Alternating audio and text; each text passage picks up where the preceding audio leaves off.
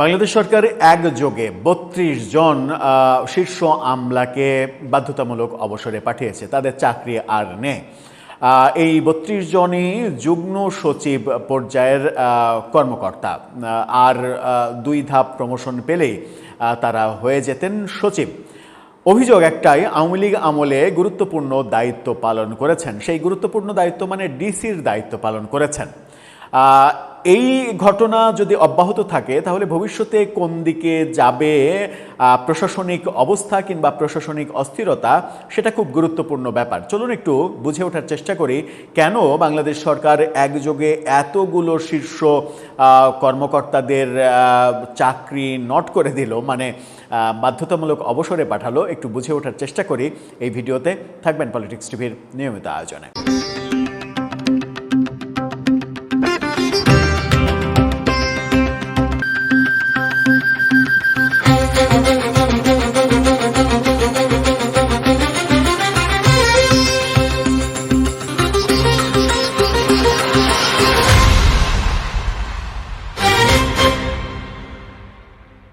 দর্শক, বলছিলাম গতকালকে এই সিদ্ধান্তটা হয়েছে। বাংলাদেশ সরকার একযোগে ৩২ জনকে অবসরে পাঠিয়েছে, বাধ্যতামূলক অবসর, যেটা ২৫ বছর চাকরি হলেই সরকার ইচ্ছা করলে যে কারো চাকরি নট করে দিতে পারে।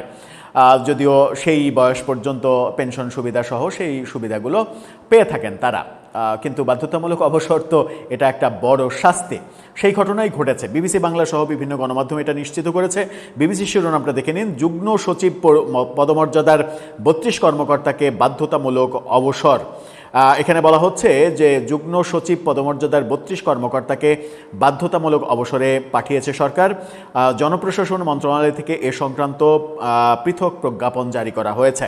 এসব প্রজ্ঞাপনে বলা হয় তাদের চাকরিকাল ২৫ বছর পূর্ণ হয়েছে এবং যেহেতু সরকার জনস্বার্থে তাকে সরকারি চাকরি হতে অবসর প্রদান করা প্রয়োজন মর্মে বিবেচনা করে, সরকার প্রয়োজন এটা মনে করে, সেহেতু সরকারি চাকরি আইন ২০১৮-র ৪৫ ধারার প্রদত্ত ক্ষমতা বলে সরকারি চাকরি হতে অবসর প্রদান করা হয়েছে।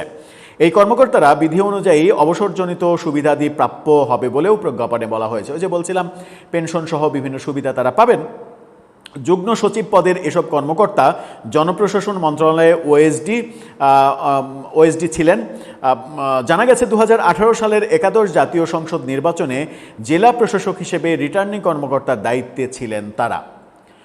অপরাধ হচ্ছে ২০১৮ সালে যে নির্বাচন, সেই নির্বাচনে তারা ডিসি হিসেবে দায়িত্ব পালন করেছেন এবং তাদের বিরুদ্ধে সবথেকে বড় অভিযোগ সেটা হচ্ছে যে দিনের ভোট রাতে করা হয়েছিল ২০১৮ সালে। ২০১৮-তে বিএনপি নির্বাচন করেছিল, বিএনপিকে মাত্র ৬টা সিট দেওয়া হয়েছিল এবং এই ক্যারিশমাগুলো ডিসিদেরকে দিয়েই করা হয়েছিল।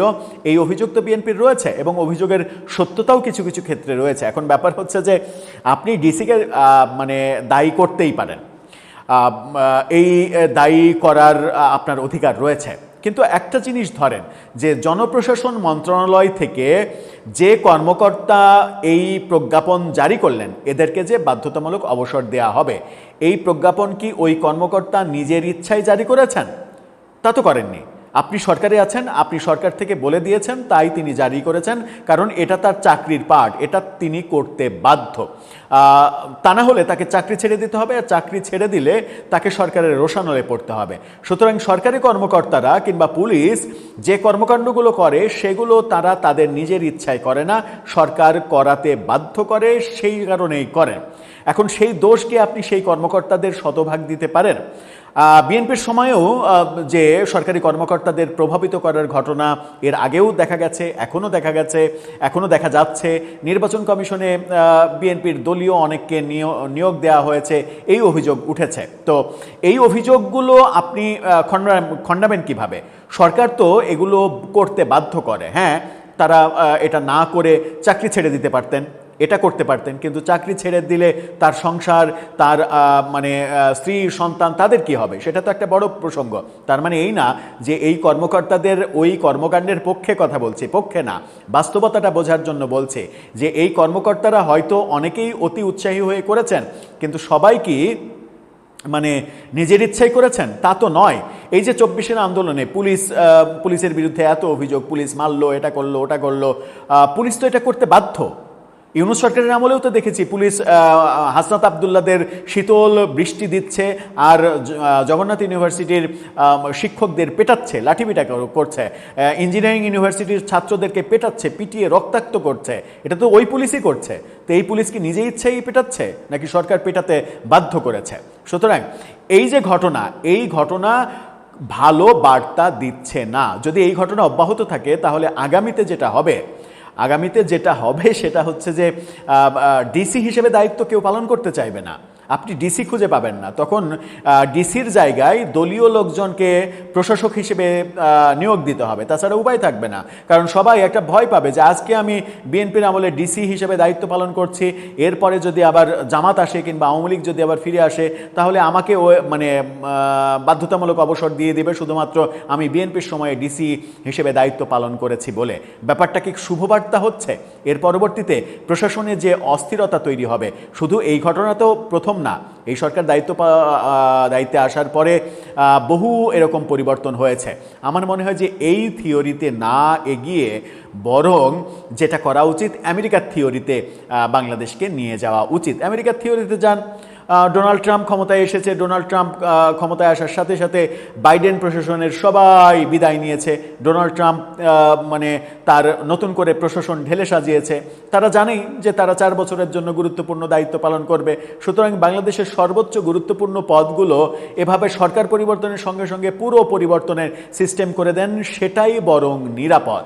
তা না হলে এভাবে মানে সরকারি কর্মকর্তাদের উপরে যে স্ট্রিম রোলার চালানো হয়, বিভিন্ন সরকার এসে যে কাজগুলো করে, আওয়ামী লীগের আমলেও দেখেছি বিএনপি করে এরকম, মানে গন্ধ পেলেই তাকে বাধ্যতামূলক অবসর দেওয়া হয়, তাকে নাজেহাল করা হয়। এই কাজগুলো তো হয়েছে। তো এই কাজগুলো তার আগে বিএনপি সরকারের আমলেও হয়েছে। এগুলোই কি অব্যাহত থাকবে? এবং এই ঘটনাগুলো প্রশাসনে যদি অস্থিরতা তৈরি করে, প্রশাসনের চেন অফ কমান্ড যদি ভেঙে দেয়, তাহলে কি বিএনপি সরকার নিজেদেরকে নিরাপদ বোধ করবে? বিএনপি সরকারকে ভুলে গেলে চলবে না যে 2001 থেকে 2006 শাসনামলে বিএনপি সরকারের আমলে জনতার মঞ্চ তৈরি করা হয়েছিল। সরকারি আমলারা সেই জনতার মঞ্চ তৈরি করেছিলেন এবং সেই কর্মকাণ্ডের নেতৃত্ব দিয়েছিলেন আওয়ামী লীগের সাবেক মন্ত্রী মহিউদ্দিন খান আলমগীর, যিনি তখন সচিব হিসেবে চাকরি করতেন। সুতরাং যদি কি বলে যে প্রশাসনে যদি এই ধরনের অস্থিরতা তৈরি হয় তাহলে কিন্তু আরেকটা জনতার মঞ্চ অপেক্ষা করবে এই কর্মকাণ্ডের জন্য। আবার এককভাবে বিএনপি সরকারকে দায়ী করারও কোনো অপশন নেই। বাংলাদেশের রাজনৈতিক কালচারই হয়েছে এটা, যেটা ইউনূস সরকারও করেছে। বাধ্যতামূলক অবসর দিয়েছে সরকারি চাকরি বিধি অনুযায়ী বিচারকদের, যেটা কোনোভাবেই করতে পারে না সরকার, কোনো সরকারই করতে পারে না। কারণ সরকারি চাকরিবিধি 2018-র যে ধারা অনুযায়ী মেটিকুলাস আসিফ নজরুল বহু বিচারককে বাধ্যতামূলক অবসর দিয়েছেন, সেই ধারায় স্পষ্ট লেখা আছে যে এটা বিচার বিভাগের জন্য প্রযোজ্য হবে না। অথচ আইনের ছাত্র, আইনের শিক্ষক ডক্টর আসিফ নজরুল সেই অপশনের তোয়াক্কাই করেননি, যা ইচ্ছা তাই করেছেন। এই যে যা ইচ্ছা তাই করা সরকারে এসে, এগুলোই এক সময় হয়ে যায় কাল। আসিফ নজরুল যে কর্মকাণ্ডগুলো করেছেন আইন বহির্ভূত, আজকে হোক কালকে হোক তাকে এই কর্মকাণ্ডের জন্য জবাবদিহি তো করতেই হবে। কারণ বাংলাদেশে কেউ কারো অবস্থান তো মানে স্থায়ী না। আসিফ নজরুলের কোনো একটা বিরোধী পক্ষ যখন ক্ষমতাপ্রাপ্ত হবে তখন তো আসিফ নজরুলকে কাঠগড়ায় দাঁড় করাবে এবং কোনো একটা সময় সরকারকে করা লাগবে না।